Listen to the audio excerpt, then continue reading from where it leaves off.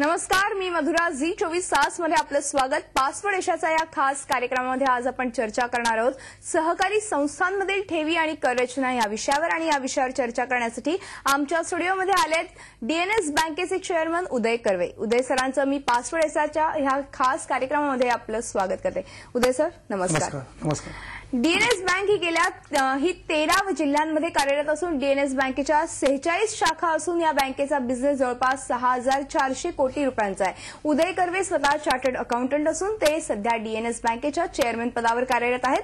उदय सरांनी केलेली सहकारी बँकेतील प्रगती वाखाणण्याजोगी आहे. अन्य बँकांप्रमाणे सहकारी बँक ही आज टेक्निकली ऍडव्हान्स असून ठेवीदारांना mobile banking, any branch banking, ATM connectivity to national switch अशा सुविधा या ठेवीदारांना पुरवत असल्यानं ठेवीदारही यामुळे समाधानी असतात. चला तर या विषयाबद्दल आपण अधिक जाणून घेऊया उदय सरांकडून. मात्र तुम्हालाही टॅक्स किंवा कर रचनेबाबत काही प्रश्न असतील तर नक्कीच आमच्या टोल फ्री क्रमांक 1800221010 वर संपर्क साधून उदय सरांना थेट प्रश्न विचारू शकता. तेव्हा लगेचच आपण चर्चेला सुरुवात करूया. उदय सर, पुन्हा एकदा स्वागत आहे. आणि अर्थातच आज डीएनएस बँकेची आपण बघितलं तर जवळपास 13 जिल्ह्यांमध्ये डीएनएस बँक कार्यरत आहे. 46 ब्रांचेस आहेत आणि सगळ्या ब्रांचेस ज्या आहेत त्या टेक्निकली कनेक्टेड आहेत सगळ्याच ह्याच्याशी. अर्थातच हे जे सगळं यश आहे ते खरंच कौतुकास्पदच म्हणायला लागेल, कारण की शेड्यूल कोऑपरेटिव्ह बँकेमध्ये डीएनएस बँकेचा समावेश केला जातो. आणि डीएनएस बँकेचं जसं नाव आहे तशीच ते सेवा खूप पुरवतात. आज लोक जे ग्राहक ठेवीदार जे आहेत ते समाधानी आहेत. मला सगळ्यात अगोदर सांगा, सहकारी पतपेढ्या आणि इतर अन्य ज्या बँका आहेत त्याच्यामधला नेमका काय फरक आहे? महत्वाचा प्रश्न आहे. सहकारी पतपेढ्या आणि सहकारी बँका यातलं पहिलं आपण साम्य समजून घेऊ की सहकारी पतपेढ्या आणि सहकारी बँका ह्या दोन्ही मुळात सहकारी संस्था असतात. They are cooperative societies. परंतु ज्या कोऑपरेटिव्ह सोसायटीला रिझर्व्ह बँकेच्याकडून बँकिंगचं लायसन्स मिळतं, बँक शब्द वापरण्याकरता परवानगी मिळते, तिला आपण बँक म्हणतो. साधारणतः भारतामध्ये 1500 सहकारी बँका आहेत. त्यातल्या आपण मगाशी म्हणाल्याप्रमाणे 50-52 बँका या शेड्यूल्ड कोऑपरेटिव्ह बँका आहेत. या उलट खूप मोठ्या संख्येमध्ये संपूर्ण देशामध्ये सहकारी पतपेढ्या आहेत ज्या बँका नाही आहेत. सहकारी पतपेढ्यांमध्ये आपण जी ठेवी ठेवतो तर त्यांना डिपॉझिट इन्शुरन्स अजूनही उपलब्ध नाहीये. आणि ह्या उलट सहकारी बँकांमध्ये ज्या ठेवी ठेवल्या जातात तर त्या ठेवींना सुरक्षा, विमा सुरक्षा असते. त्याला डीआयसीजीसीचा डिपॉझिट इन्शुरन्स लागू होतो. आणि आपण ऐकतो की 1 लाखापर्यंतच्या ठेवी प्रत्येकाच्या नावाच्या ह्या सुरक्षित असतात. सहकारी बँका ज्या आहेत तर त्या क्लिअरिंगचं काम करू शकतात, चेकबुक इश्यू करू शकतात. आणि ज्याला आपण क्लिअरिंग मेकॅनिझम म्हणतो त्याच्यामध्ये ह्या सहकारी बँकांना सहभाग घेण्याकरता परवानगी असते, किंबहुना तशी त्यांच्याकडनं अपेक्षा असते. आणि या ज्या पतपेढ्या आहेत ह्या काही त्यांच्या ग्राहकांना त्यांचं स्वतःचं चेकबुक इश्यू करू शकत नाहीत आणि कुठल्याही प्रकारच्या क्लिअरिंग ऑपरेशन्समध्ये त्यांचा सहभाग होऊ शकत नाही. आणि त्याच्यामुळे ज्या सहकारी पतपेढ्या आहेत त्या सहकारी पतपेढ्यांवरती रिझर्व्ह बँकेचं नियंत्रण नसतं. बरं. उलट सहकारी बँका ज्या आहेत त्यांना त्या राज्यातलं सहकार खातं आणि रिझर्व्ह बँक ह्या दोघांचंही नियंत्रण असतं. बरं. ज्या काही थोड्या बँका मल्टी स्टेट कोऑपरेटिव्ह बँका आहेत तर त्यांच्यावरती केंद्राचा जो सहकार विभाग आहे त्यांचं नियंत्रण असतं. परंतु कोऑपरेटिव्ह बँक ही मल्टी स्टेट असो किंवा राज्यातली असो तिच्यावर रिझर्व्ह बँकेचं नियंत्रण असतं. बरोबर. हे त्यातले प्रामुख्याने दोघांमानाने फरक आहे. बरोबर आहे. हे फरक आपल्याला पाहायला मिळतात. आणि अर्थातच आपण बघितलं की खेडोपाड्यांमधली जी लोक आहेत त्यांना आज बँकेचे व्यवहार ह्या सगळ्या सहकारी बँकांमुळे समजायला लागले आहेत. आणि अतिशय उत्कृष्ट सेवा या सहकारी बँकांच्या मार्फत दिली जाते. आणि डीएनएस बँक त्यातीलच एक महत्वाची बँक समजली जाते. मला सांगा, त्याचबरोबर सहकारी बँकेमध्ये जे टीडीएस जो कर प्रणाली आपण म्हणतो ह्यामध्ये ह्या वर्षी काही बदल झालेले बघायला मिळत आहेत का? यावर्षी सहकारी बँकांमध्ये जे ठेवीदार आहेत आणि त्यातले जे त्या बँकेचे सभासद आहेत तर त्यांच्या व्याजावरती टीडीएस न करणं या विषयामध्ये खूप महत्वाचे बदल झाले आहेत. आणि ते बदल ह्याच महिन्यापासून 1 जून पासून लागू झाल्यामुळे ज्याला आपण करंट टॉपिक म्हणतो, ज्याची आता चर्चा चालू आहे, ज्या संबंधी काही संभ्रम आहे, प्रत्येक बँक तो दूर करण्याकरता प्रयत्न करते, अशा प्रकारचं वातावरण आहे. थोडक्यात सांगतो की नेमके बदल काय झाले कराच्या कायद्यामध्ये.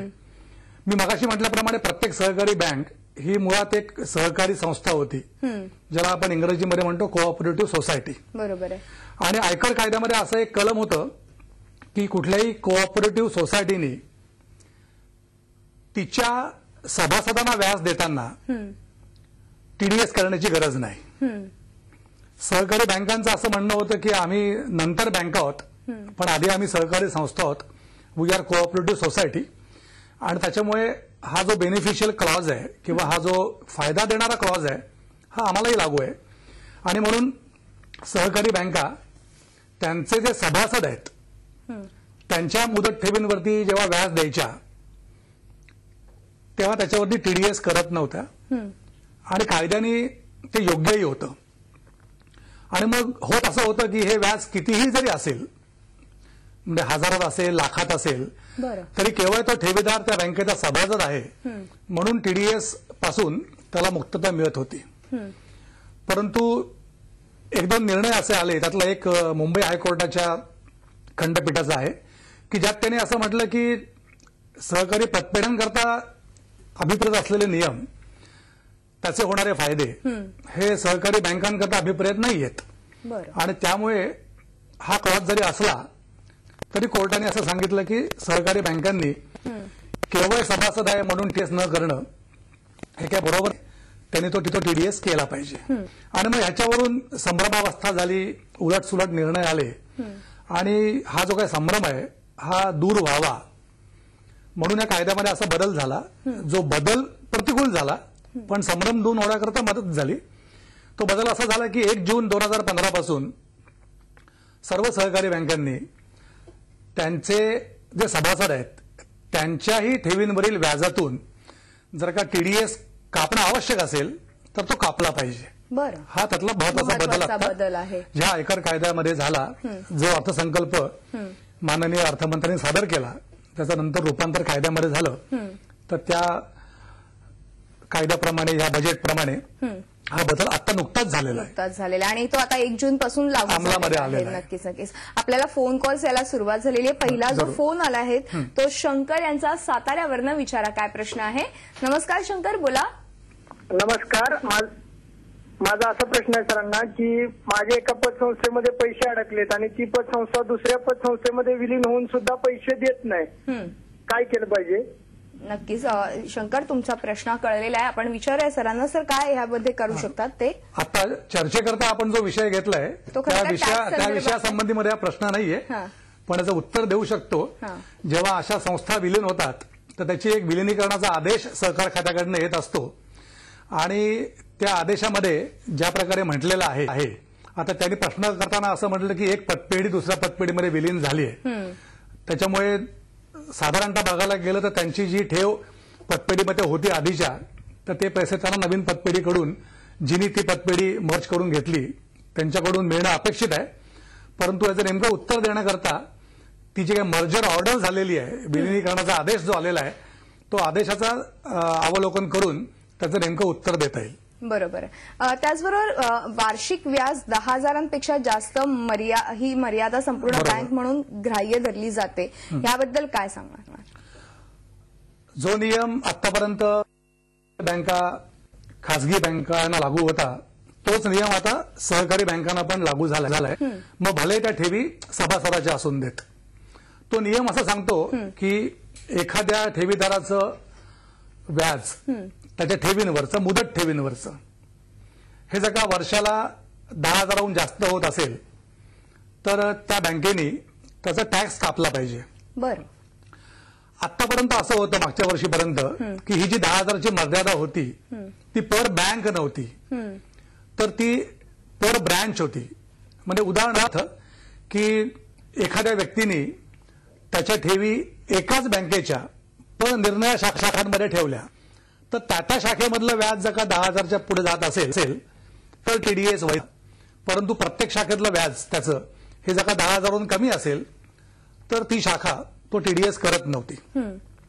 पण ह्याच्यामध्ये पण एक खूप महत्वाचा बदल झाला आणि तंत्रज्ञानदृष्ट्या ज्या सहकारी बँका प्रगत आहेत त्यांच्याकरता थोडासा प्रतिकूल बदल झाला असं याच्यामध्ये एक गमतीशीर घडामोड घडली.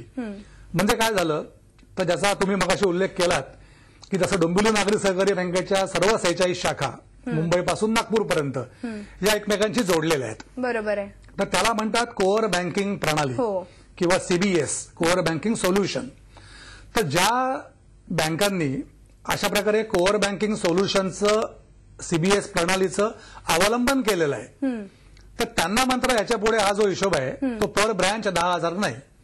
कारण तुम्हाला एका ठिकाणी सर्व शाखा जोडलेल्या आहेत. त्याच्यामुळे सर्व शाखांमध्ये मिळून त्याच्या ज्या काही मुदत ठेवी आहेत त्याच्यावरचं वार्षिक व्याज हे जर का 10,000हून जास्त जात असेल तर त्या बँकेने त्याचा टीडीएस करायचा आहे. या वर्षीपासून अजून एक बदल झाला की आतापर्यंत ज्याला आपण मुदत ठेवी म्हणतो, सोप्या इंग्रजीमध्ये आपण ज्याला फिक्स्ड डिपॉझिट एफडी म्हणतो, तर त्याच्यावरच्या व्याजावरती हा टीडीएस होणं अपेक्षित होतं. परंतु ह्या वर्षीपासून जी रिकरिंग डिपॉझिट आहेत आरडी जी प्रामुख्याने मध्यमवर्गीय किंवा लोअर इन्कम ग्रुप मधली माणसं जास्त प्रकारे उघडतात तर आता त्या ठेवीदाराचं मुदत ठेवीवरचं व्याज, आरडीवरचं म्हणजे आवर्त ठेवीवरचं व्याज हे दोन्ही मिळून व्याज हे जर का 10,000च्या पुढे जात असेल सर्व शाखांमधलं मिळून तर त्या पूर्ण रकमेवरती त्या बँकेने टीडीएस करायचं आहे. पण समजा एखादी बँक तंत्रज्ञानदृष्ट्या अजून प्रगत झालेली नाहीये आणि त्यांच्या शाखा एकमेकांशी जोडलेल्या नाहीये तर मात्र जो फायदा आधी मिळत होता तो अजूनही मिळेल आणि मग तिथे ठेवीदार त्यांच्या ठेवी त्याच बँकेमध्ये पण निरनिराळ्या शाखांमध्ये विखरून ठेवू शकतात जेणेकरून त्या शाखेतलं त्यांचं व्याज 10,000हून कमी होईल आणि त्यांना टीडीएस लागणार नाही. बरोबर. पण मग ह्यामध्ये ठेवीदारांचा फायदा आहे की नुकसान असं काही म्हणता येऊ शकतं का? अगदी स्वतःमध्ये आपण ज्याला फायदा नुकसान म्हणतो अशा प्रकारे अर्थ घेतले तर ज्या सहकारी बँकांनी सीबीएस प्रणाली अवलंबलेली आहे आणि ठेवीदारांचं उत्पन्न एवढं नाहीये खरं म्हणजे की त्यांचा टॅक्स कापला गेला पाहिजे त्यांच्याकरता थोडं जिकिरीचं काम झालंय. तो टॅक्स कापला जाऊ नये म्हणून काय औपचारिकता त्यांना पूर्ण करायला लागणार आहेत. जसं की फॉर्म 15G, 15H आपल्या वयाप्रमाणे 15G असेल किंवा 15H असेल तो वेळच्या वेळी देणं, आपला टॅक्स कापला जात नाही ना हे बघणं, तो देताना आपला जो इन्कम टॅक्सचा पॅन नंबर आहे तो आपण बरोबर देतोय ना, तो बरोबर रेकॉर्ड होतोय ना, हे थोडंसं जिकीर त्यातली वाढलेली आहे. बरोबर. आता तुम्ही 15G आणि 15H ह्या फॉर्मचा उल्लेख केलेला आहे. या फॉर्म्स बद्दल मला तुमच्याकडनं जाणून घ्यायचंय नेमका काय फरक आहे. पण एका ब्रेक नंतर पासवर्ड देशाच्या या खास कार्यक्रमामध्ये वेळ झाली एका छोट्याशा ब्रेकची. तुम्ही पाहत राहा झी24 तास, रहा एक पाऊल पुढे.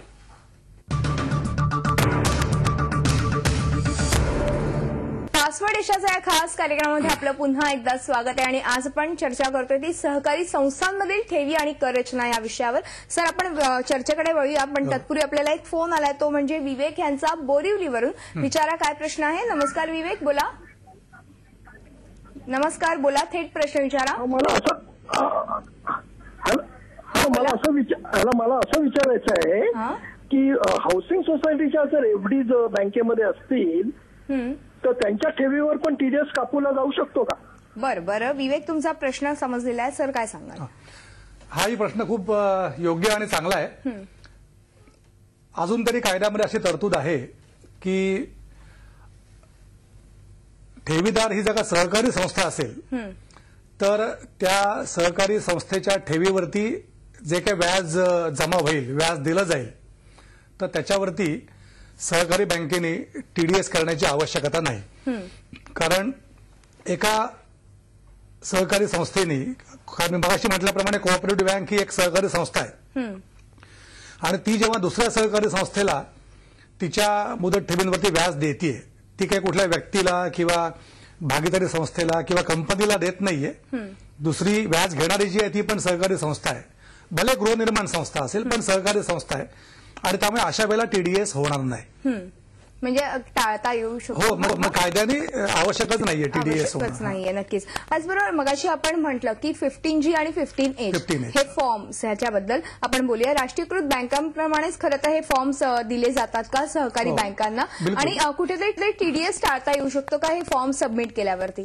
हे दोन्ही फॉर्म जे आहेत हे आयकर कायद्याखाली केंद्र सरकारने निर्दिष्ट केलेलेच फॉर्म आहेत. त्याच्यामुळे ते काही कमर्शियल बँकांकरता वेगळे, सहकारी बँकांकरता वेगळे असं अजिबात नाहीये.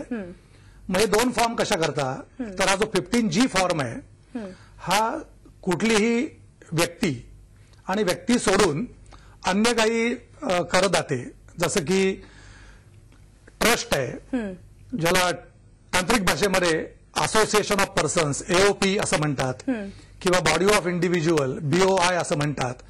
त्याच्यामुळे कंपनी आणि भागीदारी संस्था सोडून सर्व ज्या कायदेशीर व्यक्ती आहेत त्या हा फॉर्म नंबर 15G देऊ शकतात. बरोबर. फॉर्म नंबर 15H जो आहे तो मात्र व्यक्ती असेल, म्हणजे ह्युमन बिईंग, तर एखादा ठेवीदार स्त्री किंवा पुरुष देऊ शकतो. आणि त्यातही त्यांचं वय ज्या आर्थिक वर्षाकरता तो फॉर्म ते देत आहेत त्या वर्षामध्ये त्यांच्या वयाची 60 वर्ष पूर्ण होत असतील सिनियर सिटीजन्स, तर त्यांना देण्याकरता उपलब्ध असा हा फॉर्म नंबर 15H आहे. हा त्यातला मुळात फरक आहे. तपशिलामध्ये अजून काही फरक आहेत, परंतु ढोबळमानाने फरक जो आहे तो हा. बरोबर. म्हणजे मेन जे फरक आपण बघतो ते हे आहे. पण अर्थातच हे जे फॉर्म आहे ते ठेवीदार देऊ शकतात का बँका? बिलकुल बिलकुल. आणि बहुतेक बँकांमध्ये हे फॉर्म उपलब्ध असतात. आणि ज्या बँका तांत्रिकदृष्ट्या आता प्रगत आहेत तिथे तर त्या ठेवीदाराचा आवश्यक तो 15G 15H हा जो फॉर्म आहे हा बँकेकडून प्रिंट होऊनच येतो, आणि फक्त ठेवीदारांनी तो वाचून समजून घेऊन तो त्याला तपशील मान्य असेल तर त्याच्यावर सही करून 2 प्रतीमध्ये तो त्या बँकेमध्ये सादर करायचा आहे. त्यातली एक प्रत नंतर पुढे आयकर खात्याकडे दिली जाते. बरं. म्हणजे थोडक्यात ह्याचा फायदा खरं तर ठेवीदारांना मोठ्या प्रमाणावर आहे. नक्कीच. आपण एक छोटासा ब्रेक घेऊया पुन्हा, आणि ब्रेक नंतर अशी चर्चा पुढे चालू ठेवूया. पासवर्ड देशाच्या खास कार्यक्रमात पुन्हा एकदा वेळ झाली एका छोट्याशा ब्रेकची. तुम्ही कुठेही जाऊ नका, पाहत राहा झी24 तास.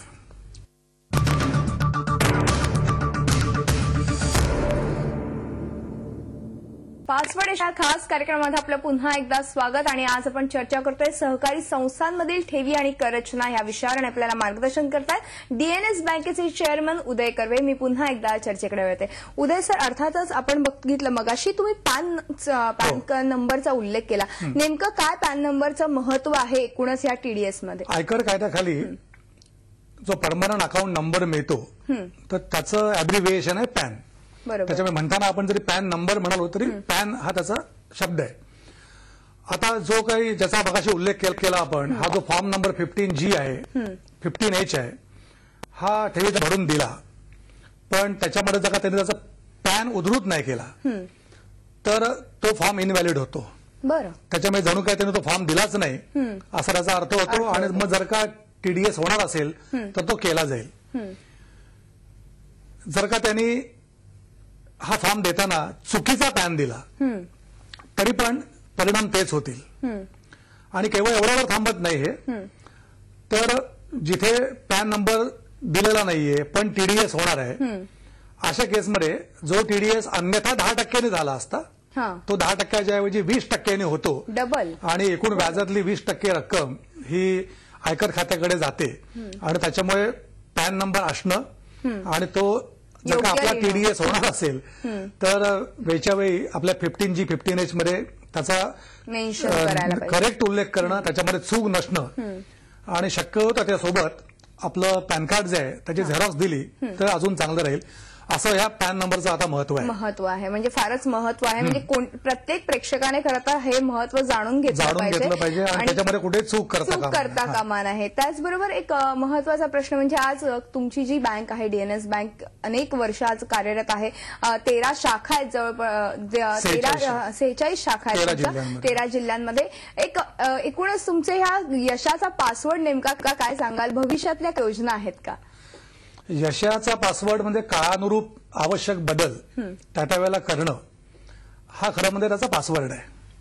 बाकी तपशील अनेक सांगता येतील, परंतु पुढची पिढी ही सहकारी क्षेत्राशी, सहकारी बँकेशी जोडली जाण्याकरता म्हणून आजकाल टेक्नॉलॉजिकल डेव्हलपमेंट किंवा टेक्नॉलॉजिकल ऍडव्हान्समेंट हे जास्त महत्वाचे आहेत. खरंय. त्याच्यामुळे मोबाईल बँकिंग सेवा देणारी ही आपली भारतामधली पहिली सहकारी बँक होती. आज हे डोंबिवली नागरी सहकारी बँकेचं मोबाईल ऍप जे आहे त्याच्यावरून सर्व युटिलिटी पेमेंट्स आपण मोबाईलवरनं करू शकतो. पुढच्या काही काळामध्ये इंटरनेट बँकिंग पूर्णतः फुल फ्लेज सुरू करण्याकडे आपला मानस आहे. मगाशी म्हटल्याप्रमाणे शाखा जोडल्यात एकमेकांशी. अनेक शाखांमध्ये ई लॉबी आहे. या ई लॉबीमध्ये अशा प्रकारची यंत्रणा असते की साधारणतः सर्व बँकिंगचे व्यवहार हे तुम्हाला पटकन त्या लॉबीमध्ये शाखेच्या आत न जाता तुम्ही करू शकता. तुमचा वेळ वाचतो. बरोबर. आणि त्याच्यामुळे कमी वेळामध्ये जास्तीत जास्त सेवा आणि तंत्रज्ञानाचा अवलंब हे वेळच्या वेळी करणं हे अन्य अनेक बँकांप्रमाणे आम्हीही केलं. खरं पासवर्ड. नक्कीच नक्कीच. आणि हे फास्ट बँकिंग आताच्या काळात फार महत्वाचं आहे. त्याचबरोबर ही बँक सगळ्यात महत्वाचं म्हणजे रविवारी देखील म्हणजे उघडी असते. बऱ्याच शाखा पहिल्यापासून रविवारी चालू असतात. जे वर्किंग जे तुमचे ठेवीदार असतील त्यांच्यासाठी तर उत्तम खरं तर तुम्ही सोय करून ठेवलेली आहे. सर नक्कीच वेळ संपल्यामुळे आज आपल्याला इथेच थांबावं लागतंय. मात्र तुम्ही आलात आणि तुमच्या या बँकेच्या यशाचा पासवर्ड आमच्या प्रेक्षकांना सांगितलं त्याबद्दल मनपूर्वक धन्यवाद. धन्यवाद. पासवर्ड यशाच्या खास कार्यक्रमामध्ये आज आपण इथेच थांबतो. तुम्ही पाहत राहा झी24 तास. रहा एक पाऊल पुढे.